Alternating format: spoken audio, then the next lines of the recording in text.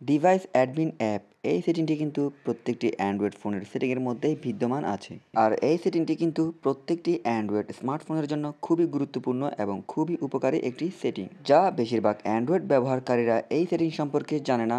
এই সেটিং সম্পর্কে তাদের কোনো ধারণাই নেই।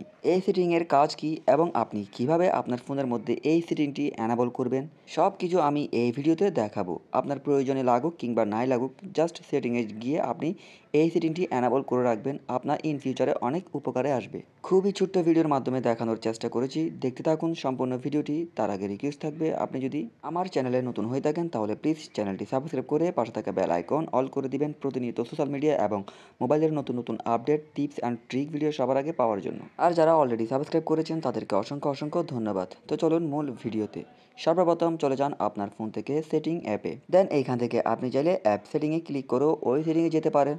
অন্যথায় যারা এই অ্যাপের মধ্যে পাবেন না তারা কী করবেন, শর্টকাট আপনি সেটিংয়ে যাওয়ার পর সার্চ বারে গিয়ে সার্চ করবেন ডিভাইস অ্যাডমিন অ্যাপ।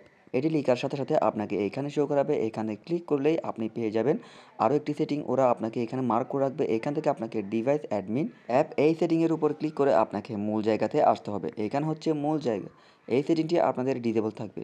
এই সেটিংটি আপনি যদি অ্যানাবল করেন তাহলে সাথে সাথে আপনাদের ঠিক এরকম একটি মেনু শো করাবে। সেটিংটি কিন্তু এখনও অ্যানাবল হয়নি, তারা কিন্তু আপনাকে 4টি অপশন দিচ্ছে এই সেটিং দিয়ে আপনি কি করতে পারবেন, তারপর আপনি চাইলে অ্যানাবল করতে পারবেন। তো দেখুন এইখানে ফার্স্ট আপনি এই সেটিং যদি অ্যানাবল করেন তাহলে আপনি আপনার ফোনটি যখনই হারিয়ে ফেলবেন বা চুরি হয়ে যাবে তখন আপনি এই সেটিংয়ের মাধ্যমে অন্য একটি ফোন দিয়ে আপনি আপনার হারিয়ে যাওয়া ফোনের বিভিন্ন ডাটা ইরেজ করতে পারবেন এবং আপনার ওই ফোনের স্ক্রিন লক আপনি চেঞ্জ করতে পারবেন, পাসওয়ার্ড চেঞ্জ করতে পারবেন, লক স্ক্রিন লক করতে পারবেন। আবার আপনি আপনার প্রয়োজনীয় অপ্রয়োজনীয় ফিচার্সগুলো লক রাখতে পারবেন অথবা ডিসেবলও করতে পারবেন শেষের সেটিংটি দিয়ে। দেন আপনার যদি মনে হয় এই সেটিংটি আপনার জন্য হেল্পফুল হবে তাহলে আপনি কি করবেন, এইখানে অ্যাক্টিভেট এই অপশনে ক্লিক করে জাস্ট অ্যাক্টিভেট করে নেবেন এই সেটিংটি। দেন আপনাকে আর কিচ্ছু করতে হবে না, জাস্ট এখান থেকে বের হয়ে যাবেন।